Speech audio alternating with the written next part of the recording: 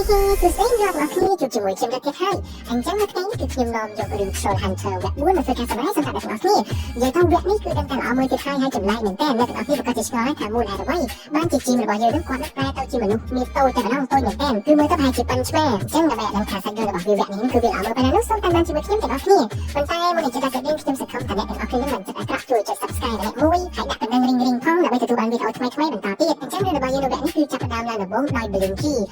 នេះគាត់បានរាយរាប់ប្រាប់រឿងពាក្យរដ្ឋការថាពីរាប់រយឆ្នាំមកយូរមកហើយនឹងមនុស្សហើយនឹងខ្យល់នឹងគឺអត់ដែលពាក់ព័ន្ធគ្នានោះទេហើយរវាងមនុស្សនិងខ្យល់ត្រូវបានបែងចែកជាពីរដែលស្ពានមួយដែលស្ពាននោះប្រៀបដូចជាទ្វារសម្រាប់ចម្លងពីខាងមនុស្សទៅខាងខ្យល់អញ្ចឹងប៉ុន្តែក៏សត្វតាមបូរខ្យល់ពួកចិត្តអាក្រក់ដែលជាអំបូរកម្មនោះមានគោលបំណងក្នុងការគ្រប់គ្រងមនុស្សលោកយើងហើយក្រុមបិសាចទាំងអស់នោះត្រូវបានដឹកនាំដោយកាម៉ាហើយអំបូរខ្យល់ប្រភេទនោះគឺជា The Black ក្រុមខ្យល់ចិត្តអស់ជាច្រើនបានមកគ្នាធ្វើការបះបោរដើម្បីតតាំងជាមួយនឹងកាម៉ានៅលើស្ពានមួយដែលមានឈ្មោះថា Killhead Bridge ស្ពាននោះផងដែរគឺជាស្ពានដែលឆ្លងទៅកាន់ទឹកដីរបស់កាម៉ាដែលមានឈ្មោះថា Darkland អស់រយៈពេលជាយូរបន្តមកអំពើល្អតែងតែឈ្នះអំពើអាក្រក់ខ្យល់ដ៏ក្លាហានមួយដែលត្រូវបានគេហៅថា Soul Hunter នោះគាត់មានឈ្មោះថា Jaya ដោយសារតែអំពើល្អនិងចិត្តល្អរបស់គាត់បានធ្វើការយកឈ្នះទៅលើកាម៉ាហើយចាក់សោកាម៉ាឲ្យឆ្ងាយពីភពរបស់មនុស្សនិងភពរបស់ខ្យល់ផ្សេងទៀតដូច្នេះបន្ទាប់ពីកាម៉ាត្រូវបានចាក់សោចូលទៅក្នុង Darkland ហើយ Soul Hunter របស់យើងគាត់ក៏បានប្រាក់ amulet ដ៏អស្ចារ្យមួយនេះកុំតិចស្ពានសម្រាប់ឆ្លងកាត់រវាងទឹកដី Darkland មកកាន់ទឹកដីខ្យល់និងទឹកដីមនុស្សនោះរួចហើយកាម៉ាមិនអាចឆ្លងកាត់មកកាន់ទឹកដីមនុស្សឬមួយក៏ទឹកដីខ្យល់ផ្សេងទៀតបាននោះទេបន្ទាប់ពីនោះក្រុមខ្យល់ចិត្តល្អទាំងអស់បានចាក់ចេញពីទឹកដីចាស់របស់ពួកគេ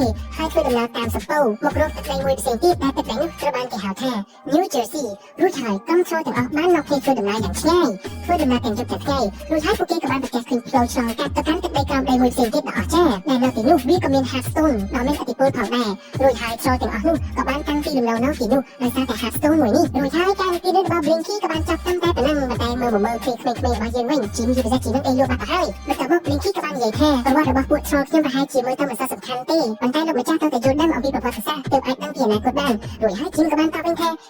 ខ្ញុំធ្វើការងារសាលាចារពេកព្រោះចិត្តកន្លងដូច្នេះហើយបានជាខ្ញុំនឹងអវ័យដូចខ្លាំងណាស់តែក៏បារម្ភអីខ្ញុំនឹងយកសិភៅនោះទៅអានបន្តជីមនោះប្រសិទ្ធតែមានខ្យល់របស់យើងម្នាក់នឹងគាត់នឹងភ័យខ្លាចខ្លាំងមែនទែនតែម្ដងរត់ចូលមកកាន់កន្លែងរបស់ពួកគេនឹងហើយក៏បានប្រាប់ថាពួកនោមអប់លុកទៀតហើយបាននោមនេះគឺអាចជាលក្ខណៈសត្វតូចៗដល់នេះដូចមើលទៅមានមុខមានអីហ្នឹងយើងសត្វហ្នឹងបើយើងគិតមើលទៅវាដូចចង្រៃខ្លាំងមែនទែនតែម្ដងដូចជាកណ្ដុរអញ្ចឹងហើយខ្យល់ទាំងអស់នេះព្យាយាមគ្រប់គ្រងពួកវាមិនក៏គ្រប់គ្រងបាននោះដែរហើយនិយាយទៅអាសត្វតូចៗហ្នឹងពិតជារត់លឿនខ្លាំងមែនទែនអ្នកនរគ្នាយើងងាកមើលស្ដាំអញ្ចឹងវានៅខាងឆ្វេងយើងងាកមើលខាងឆ្វេងអញ្ចឹងវានៅខាងស្ដាំនិយាយទៅរត់លឿនយើងមើលនឹងភ្នែកអត់ទាន់តែម្ដងហើយនេះយើងឃើញថាពួកគេនេះកំពុងតែដេញសត្វនោមនឹងខ្លាំងមែនទែនតែម្ដងដែលយ៉ាងណាក៏ដេញចាប់មិនបាននោះដែរប៉ុន្តែសំណាក់អ្វីសត្វនោមនោះក៏បានលួចឆក់យក amulet ពីដៃរបស់ជីមយើងដូច្នេះវាគឺជារឿងដ៏ធំធេងហើយដែលត្រូវដោះស្រាយតែអ្នកទាំងអស់នេះគួរតែធ្វើយ៉ាងណាទៅឥឡូវនេះសត្វនេះបានរត់ចូលក្នុងសំបុករបស់ខ្លួនបាត់ទៅហើយ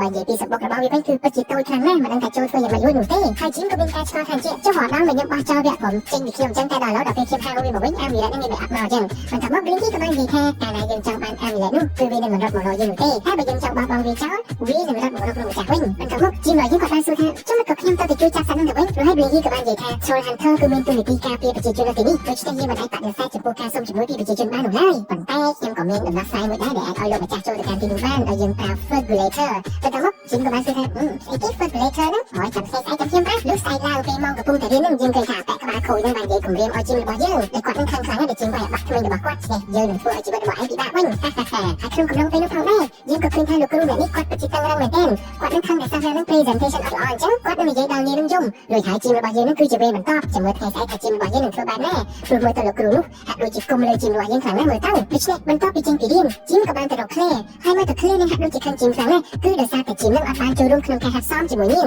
ដោយសារតែជីមនឹងចាប់រវល់មកជួបជាមួយនឹងក្រុម troll នោះឯងពេលនេះធ្វើឲ្យនាងមានការអន់ចិត្តមែនទែនបន្ទាប់មកបរិះជើងខូចរបស់យើងនឹងក៏បានលើសូការសន្ទនារវាងជីមជាមួយនឹង Claire ដូច្នេះហើយវាប្រហែលជាឱកាសរបស់គាត់ហើយដែលដណ្ដើមតំណែងសម្ដែងពីជីមរបស់យើងពេលនេះយើងកាត់មកដល់ពេលយប់មួយនៅក្នុងសក្តិទីយើងឃើញថាអ្នកយាមកំពុងតែដើរទូតពិនិត្យមើលហើយយើងក៏បានដឹងថាបូឡានឹងគាត់មិនដឹងជាស្អីទេបានចូលទៅក្នុងសក្តិទីនេះមួយសន្ទុះក្រោយមកក៏បានបង្ហាញឲ្យឃើញថា Mr. Stickler នឹងក៏នៅក្នុងនោះដូចគ្នាពួកគេនឹងមិនដឹងថាមានគម្រោងអ្វីនោះទេក្នុងការមកចូលលួចយកនៅក្នុងសក្តិទីបែបនេះបន្ទាប់មកបូឡាក៏បាននិយាយថាហើយអ្វីក៏អញយកកន្លែងនេះសម្រាប់ប្រតិបត្តិការរបស់យើងបាទអូប្រតិបត្តិការគេទាំងគ្នាសាក់ពីដល់មើលរួចហើយ Mr. Stickler ក៏បាននិយាយថា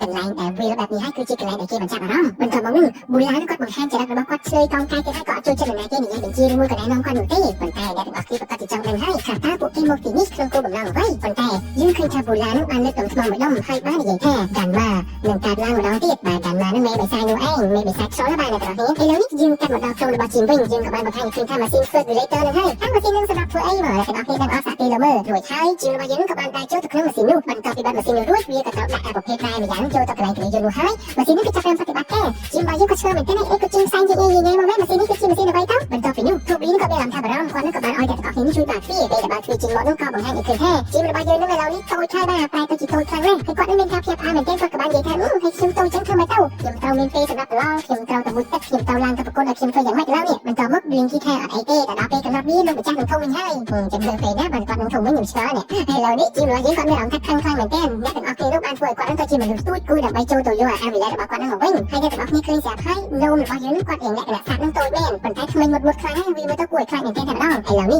ยืนเคยทักจีนหรือว่ายืนนั่งบานดาโจมเครื่องสมองระบาดสัตว์โนมหนูให้ใครมาตามมือสกัดมาเพียบสัตว์โนมต้องมือตัวดูจิตกวดเป็นเสากรุบตั้งอย่างไม่เต้บาเปอร์เซ็นต์จิตสัตว์โนมยืนแต่เครื่องจีนหรือว่ายืนไปที่ตะบักซีกระบาถึงให้มือเต้าคนไทยมันบัดจำมือตัวมือเมาใส่มือเต้เรานี่สัตว์นี่บานเครื่องจีนหรือว่ายืนให้วีกระจับการปฏิบัติการฝึกการวีกับให้มันเลยจีนหรือว่ายืนมือถึงห้องแต่มาต้องแล้วสัตว์นั่งแรงคลายจีนหรือว่ายืนให้เดี๋ยวจะแต่ปุ๊บปีนี้มีแต่พงพันขี้ยีทับจีนหรือว่ายืนนั่งใครใครเหมือนเต้นแต่มาต้องดิฉันให้จีนนั่งเต้าแต่ยกอามีได้แต่บอกว่านั่นไปใกล้บามันดิฉันเต้สัตว์นี่หนึ่งทีกระบาก็แต่งดูให้ไอ้เรายิงเคยแต่จีนหรือว่ายืนนั่งกับจีนยิ้มกันอามีได้นึกสั่งแม่มันดันกลับมาเดี๋ยวอันหนูเต้คนใต้สกัดจียิ้มไอ้เรานี่จีนหรือว่ายืนนั่งบานกันอามีได้หนูชอบให้กับบานไปใกล้โดยฉันให้สัตว์โนหรือว่ายืนนี่เราแต่จอกจังเครียมบามันจังเต้แต่ยืนก็มันดังได้ตัวไอ้เมย์ปันคือจังมันดังกับจีนหรือว่ายืนนั่งไว้เชียร์สัตว์ในมือกับอันหนูเต้ไอ้เรานี่เนี่ยเด็กจ้าโนขันกาวิ่งปูกีนี่ก็คล้ายคล้ายครั้งได้ปีเดี๋ยวมือสิงโตคลายมงหนึ่งปูกีนี่กับบานประแจคืนแท้เรานี่สัตว์โนมันได้จริงมากแต่ไม่ได้ไอ้ให้จังแต่จีนหรือว่ายืนนั่งอย่างไม่ถึงมาเต้าคนใต้มันไอ้หนูเต้จีนหรือว่ายืนนั่งคือดาวปีเก้าดังไปเกียงสัตว์นั่งมันก็เป็นลูกกรุ๊ปที่มีค่าสบายดีๆครั้งแรกโดยสารแต่จีนไม่มีสมรรถภาพไอ้กรุ๊ปโครงสัตว์ในบ้านคนใต้บลิงกี้กับบ้านทับจีนแท้โลกมาจากแต่กรุ๊ปโครงสัตว์ในงูดิจักสันตัวประกันและตกโลที่นี่คือวินเวียนปังแห่ให้เคียมก็มันเห็นสำหรับสัตว์นี้ได้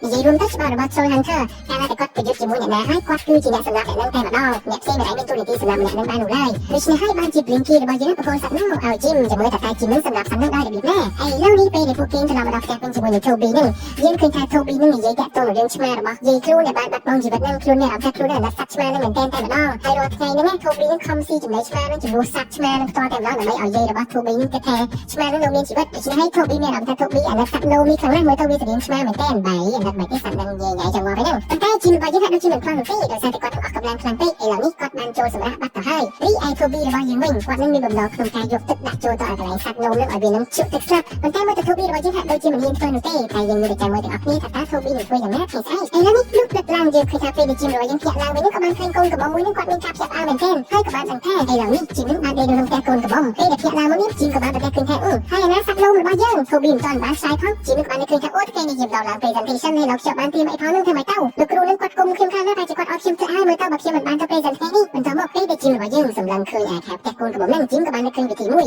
ดิฉันจีนกับบ้านเปิ้ลเอาโทบีนึกช่วยครุ่นไอ้เล่านี่ยังเคยถักโทบีนึกกับปงแต่รถอย่างเรือแต่มันเล่ากันนั่นแต่ทั่วไว้หนูเต้ขายบ้านมาสำลังมือขนาดระบาดจีนหรือบ้านยืนวิ่งรู้นึกกับปงแต่สู้รบแหน้าจีนเต้าเพรสเซนในนั้นจีนไม่กอดตอนเคยนอนติดทีมออสเตรเลียเต้าโดยท้ายโทบีกับมันบาซีโจโมอย่างลื่นให้บักคอมชิเตอร์บางให้เนี่ยแต่ออกนี่รู้กับบ้านไหนกันแค่จีนนึกกอดเพรสเซนบิดแค่ระบาดกอดมกแน่แบบน้องมันต่อไปนู้จีนหรือบ้านยืนกอดกับบ้านเป็นยาจับดามกาเพรสเซนเทชันคือบ้านบางให้ระบาดกอดเองจังเต้าโดยท้ายมือสิดูกลายบอลลูกกระซับแทนลูกเจระบาดโทบีนึกกอดโมสมาร์ทแค่ให้อามาซินจะที่อามาซินชุดแค่ให้ดูทรงเงาสับไปอะไรหนูเต้โดยท้ายนึกรู้กับสู้ท้ายจมมาซินจะที่ดูทรงคลางไหมโทบีไอโทบีนึกกอดมีตู้คอไว้ตู้ซับกอดเหยียนคมที่เราดับไปหยุดเย็นกอดมาจุดจะจุดไอเย็นเต้าเวียนแย่ไงตู้ซับกระลับแค่ไปเล่นแต่เอาแต่มาน้องใครเอาไว้ในคู่อภิษทีนี้ตัวเทียนนุ่มคือแค่สัตว์นมแต่ทูบีบานแถลงนั่นคือเราเคยตรงจริงจำชมาระบาดลูกเจทูบีไอเหล่านี้ลูกเจทูบีนึกกับบ้านตรงชมาจริงให้กับบ้านแต่คืนแค่สัตว์นั่งจริงโลกแข่งข่าวให้ข้ากระจับอัมคือกาวีประห้ามาเลยจีนระบาดเย็นเหมือนต่อที่ต่อไปจึงต้องการ presentation ระบาดจีนแหลกขนาดหนึ่งช่วยท่านได้เจ้าหรือไอโทบีระบาดยืนนั่งกอดกับบ้านบัดบังกรมชิเกอร์นั่งทองได้ก็มอยคืนสัตว์จังไหนนู่นไว้แบบเซนจีเนี่ยแต่ออกเองมือคืนสัตว์จังไหนนั่นมันแบบเดินตะบาสักแต่มาน้อ